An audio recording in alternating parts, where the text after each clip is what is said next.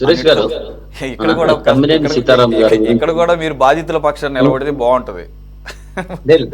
అట్టగా చెప్పాలి, నేను అట్టగా చెప్తా.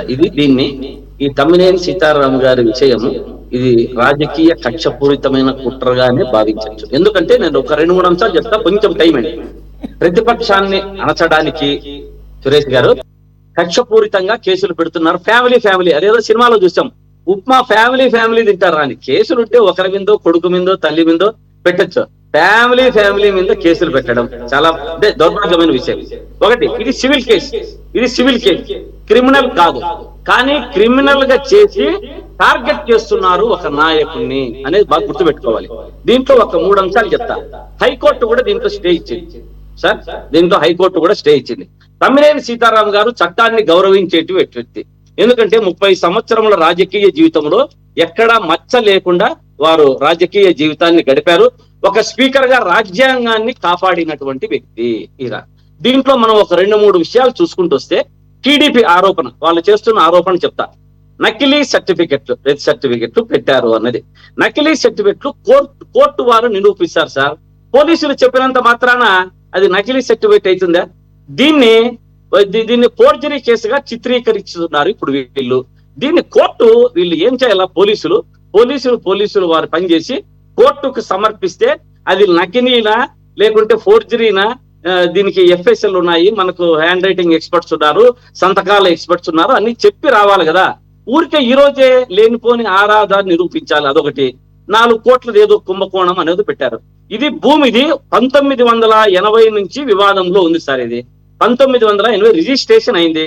అంటే ఇప్పుడు ఇంతకుముందు సార్ చెప్పినట్లు రిజిస్ట్రేషన్ అధికారులను కానీ, పాస్బుక్లు ఇచ్చినటువంటి రెవెన్యూ అధికారులు కానీ అందరినీ ఆ రోజు నుంచి ఈ రోజు వరకు తప్పు చేసి ఉంటే తప్పకుండా శిక్షించవలసిందేదే, దాంట్లో ఏ డౌట్ లేదు. కాకపోతే దీన్ని కక్షపూరితంగా ఇన్ని రోజులు 88 నుంచి లేనిది ఇప్పుడు వచ్చిందే. మధ్యలో మీ తెలుగుదేశం ప్రభుత్వమే ఉంది కదా, 2 సార్లు చంద్రబాబు నాయుడు గారు 10 ఏళ్ళు పాలించారు కదా. అప్పుడేం చేస్తున్నారు సార్? కళ్ళు మూసుకున్నారా? లేకుంటే వీళ్ళకి తెలియలేదా? తెలిసినా గమ్మనున్నారా? అంటే నాకు కొన్ని మనకు ఇది కూడా బయటకు వస్తాయి. కుటుంబంలో వారి పేర్లు పెట్టడం, అందరి పేర్లు, కొడుకు పేరు, భార్య పేరు, ఆయన పేరు. ఎవరో ఒక్కరుంటే ఒక్కటి చేస్తారు సార్. ఏదైనా ఎవరి పేరు మీద ఉంటే వారు బాధ్యులు, తప్పదు, మేము కాదన్నా. కానీ తల్లి తండ్రి అంతానా ఇంక ఎవరన్నా పిల్లలను కూడా పెట్టలేదు. అది సంతోషించాలా. మాకు దీంట్లో ఏదైనా సరే అధికారాన్ని అడ్డం పెట్టుకొని ఈ ఆరోపణలు అధికారాన్ని ఉపయోగించి ఇటువంటి చేస్తామంటే ఎవరు ఒప్పుకునేటట్టు లేరు. కానీ చట్టంలో కోర్టు ఉంది, కోర్టు ముందు నిలబడతాం. ఆయనేమి ఎక్కడికి తప్పించుకొని పోడు, ఎక్కడికి పోయేటువంటి వ్యక్తి కాదు. తీసుకొస్తాము, ఒక సీనియర్ నాయకుడు ఆయన, తీసుకొచ్చాడు, కోర్టు ముందు నిలబడతాం. ఏది జరిగితే జరుగుతుంది. కానీ ఈ రోజే పోలీసులే నిర్ధారించి దీన్నంతా ఇదైపోయింది, ఇదంతా ఫోర్జరీ కాదు, కేసు నిర్ణయించాలి కదా సార్. 1988 నుంచి నడుస్తా ఉన్న కేసు దీన్ని ఈ రోజు వీళ్ళ చేతిలోకి క్రిమినల్ గా మార్చడం ఎంత మాత్రము సబబు సార్? సివిల్ కేసును క్రిమినల్ గా మారుస్తున్నారు. కాబట్టి ఇటువంటివంతా కూడా హైకోర్టు జోక్యం చేసుకోవచ్చని కూడా చెప్పింది. కోర్టులో తీర్చుకుంటాం సార్. టీడీపీలో మద్యం, భూ వివాదాలు, కాంట్రాక్టులు 1000 కోట్లు నేర్చుకుంటున్నటువంటి టీడీపీ నేతల మీద కేసులు లేవు. ఇది ఏదో ఒక 10 ఎకరాలు 5 ఎకరాలు తప్పు ఎవరు చేసినా తప్పే, స్పీకర్ చేసినా, సీఎం చేసినా, ప్రధానమంత్రి చేసినా తప్పే. శ్రీకాంత్ గారు, మీరు 98లో వాళ్ళ సొంత స్థలాన్ని వాళ్ళు లేఅవుట్ వేసుకున్నారండి. దాన్ని పట్టుకుని ఇప్పుడు ఒకటి రిజిస్ట్రేషన్ ఎప్పుడు జరిగింది? 2023లో తమ్మినేని పుత్రరత్నంకిను వారి కుటుంబ సభ్యుల పేరు మీద రిజిస్ట్రేషన్ జరిగింది 2023లో.